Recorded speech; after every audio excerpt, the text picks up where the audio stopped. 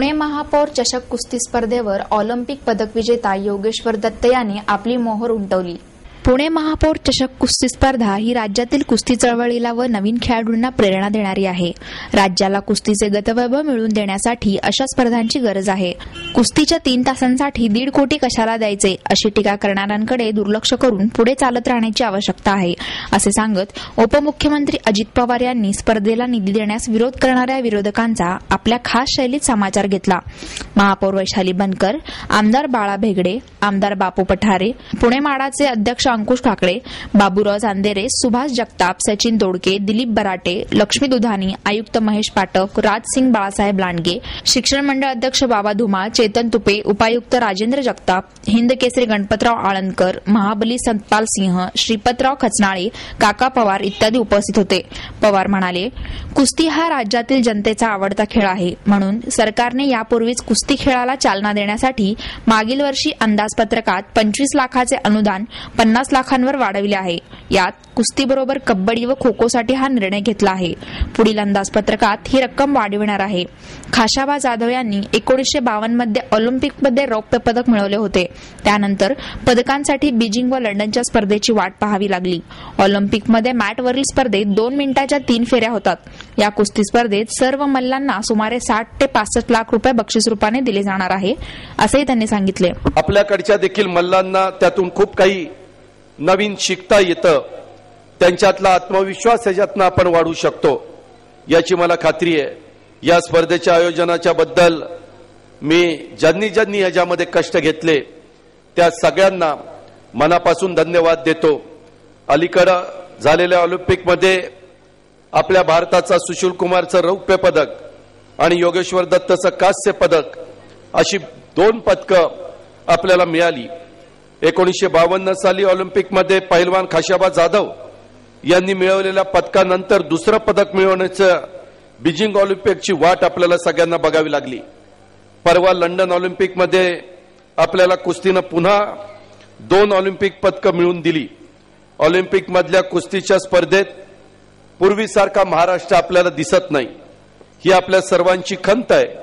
या परिस्थितीमध्ये बदल घडवण्यासाठी आपल्या मल्लांना चांगल्या प्रशिक्षणाबरोबर राष्ट्रीय आंतरराष्ट्रीय स्पर्धांचा अनुभव मिळणं हे देखील अतिशय महत्त्वाचं आहे आणि हे काम आपल्या पुण्याच्या महापौर चषक स्पर्धेनं केलेलं आहे, असं अभिमानाने आपल्याला सांगता येतं। महाराष्ट्रात कुस्तीला आजही पोषक अशा प्रकारचं वातावरण आहे, तेव्हा हा खर्च राज्यात कुस्तीचं वातावरण निर्माण व्हावं, आपल्या मल्लांच्या मध्ये आत्मविश्वास निर्माण व्हावा आणि यातून भविष्यात कुस्तीचं भलं होणार आहे। त्यामुळेच जे कोणी आपल्यावर टीका करतायत त्यांच्या टीकेला काही अर्थ उरत नाही, त्यामुळे तिकडे दुर्लक्ष करून आपण पुढे चालत राहिलं पाहिजे। या कुस्ती रसिकांना चांगल्यातल्या चांगल्या स्पर्धा भरवण्याच्या करता राज्य सरकार सहित सगळ्यांनी पुढाकार घेतला पाहिजे। राज्याचा अर्थमंत्री झाल्यानंतर माझ्या लक्षात आलं की काही स्पर्धांमध्ये 25-25 लाख रुपयाचंच त्या ठिकाणी अनुदान दिलं जातं। मध्ये मी कुस्ती, कबड्डी, खो खो हे जे आपले खेळ आहेत याला 25 लाखाचं अनुदान 50 लाखापर्यंत वाढवण्याचा निर्णय घेतला आणि तशा पद्धतीने सुरुवात देखील आपण केलेली आहे। शेवटी जनतेचा जे काही आवडता खेळ आहे त्याला पैसा खर्च करायला राज्य सरकारने पण मागे पुढे बघायचं नसतं। कुस्तीत पैसा नाही हे देखील आता खरं राहिलेलं नाहीये। आज मल्लांना लाखो रुपयाची पारितोषिक आपण देतो। एकेका लढती करता 10-10 लाख रुपये घेणारे मल्ल आज आपल्याकडे आहेत। आज काही मल्लांना चित्रपट हिरोपेक्षा जास्त लोकप्रियता सुशील कुमारला त्या ठिकाणी मिळालेली आहे। त्यामुळे भविष्यात अधिकाधिक आमच्या तरुण पिढीनं, माझ्या युवकांनी कुस्तीकडे वळलं पाहिजे आणि महाराष्ट्राचं गतलौकिक पुन्हा मिळवण्याच्या करता या स्पर्धेच्या निमित्तानं मी सगळ्यांना आव्हान करतो, महाराष्ट्रातील पुरुषांच्या बरोबरीनं महिलांनी कुस्तीच्या क्षेत्रामध्ये चांगलं यश मिळवावं यासाठी खाशाबा जाधव राज्यस्तरीय कुस्ती स्पर्धेत महिलांचाही समावेश करण्याचा निर्णय आपण त्या ठिकाणी घेतलेला आहे। कुस्तीच्या विकासासाठी जे जे करता येईल, मग इथं आंदळकर साहेब आहेत, इथं शिवाजीराव पासपुते साहेब आहेत, बाकीचे सगळे आमचे सहकारी आहेत, श्रीपती खंचनाळे आहेत, दीनानाथ सिंग आहेत, हे पण मला सांगत असतात की काही आपण त्या ठिकाणी अनुदान वाढवलं पाहिजे। तशा पद्धतीने वाढवण्याचा प्रयत्न मी केलेलाच आहे।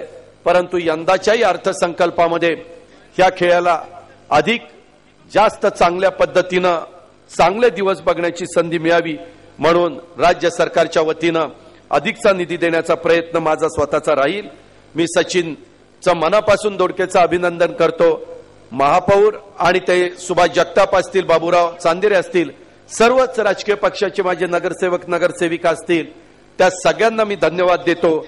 महापौर चषक कुस्ती स्पर्धेतील सर्व होणाऱ्या विजेत्यांचं देखील मी पुन्हा एकदा मनापासून अभिनंदन करतो आणि माझ्या महानगरपालिकेचे पदाधिकारी, अधिकारी, कर्मचारी तसेच स्पर्धेकरता अहोरात्र कष्ट घेणाऱ्या कुस्ती क्षेत्रातील माझ्या सर्व कार्यकर्त्यांचं मी मनापासून आभार मानतो, त्यांना धन्यवाद देतो. नवीन वर्ष सुरू झालेलं आहे. हे नवीन वर्ष आपल्याला सगळ्यांना सुखाचं, समृद्धीचं, आनंदाचं, भरभराटीचं जावो अशा प्रकारच्या परमेश्वरचरणी प्रार्थना करतो आणि राहिलेल्याही कुस्त्या तुमच्या डोळ्याचं पारणं फेडतील अशा पद्धतीच्या व्हाव्यात अशी अपेक्षा मल्लांच्याकडनं व्यक्त करतो. पुणे महापौर चषक कुस्ती स्पर्धेवर ऑलिम्पिक पदक विजेता योगेश्वर दत्तने आपली मोहर उमटवली. आणि विसल वाजलेला आहे. परत समोरासमोर कुस्ती आलेली आहे. शांतता राखा जरा. परत खेमेची पकड योगेश दत्त घेतलेली आहे. विलास कतुरेजी सरपंच म्हणून काम बघतात. उभी राहिली मंडळी, बसून घ्या जरा. आणि गुणाची कमाई केलेल्या योगेश्वर दत्तनं मुळीची पकड, ज्याची खासियत आहे डावामध्ये, ज्याची मास्टरकी आहे ती मुळी योगेश्वर दत्तची.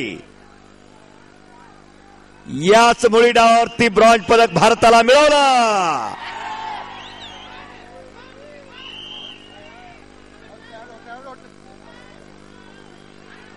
भारंदाज लावण्याचा प्रयत्न योगेश्वरचा आणि विसल वाजलेले आहे.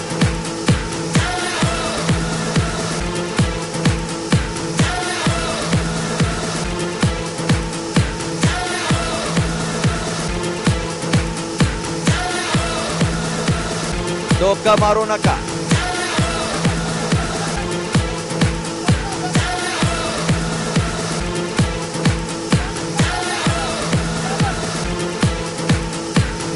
पटाला लागण्याचा प्रयत्न सलमान बटचा. तो हल्ला धुडकावलेला योगेश्वर दत्तनं.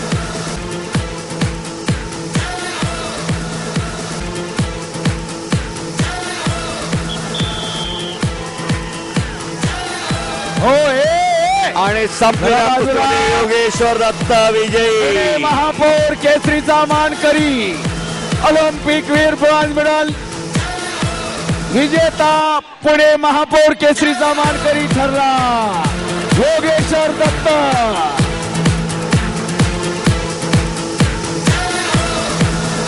माईक वाले साऊंड सिस्टीम